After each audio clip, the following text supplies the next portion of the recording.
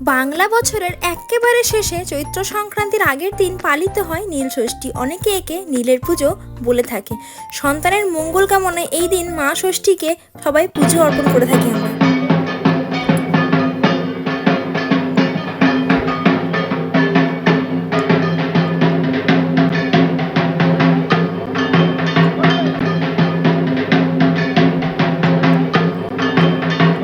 মা ষষ্ঠীকে একা পুজো করে থাকি সেটা বললে কিন্তু খুবই ভুল বলা হবে। তার সঙ্গে আমরা উপোস করে অভিষেক করি ভগবান শিবের। তাই সন্ধেবেলা সবাই মিলে আমরা চলে গেছিলাম ভগবান শিবের মন্দিরের উদ্দেশ্যে, ছোট্ট আদিকে সঙ্গে নিয়ে। মন্দিরে গিয়ে মাটির প্রদীপ জ্বালাবো বলে। মাটির প্রদীপ কি জ্বালাবো দেখো তোমরা আদিরার গান।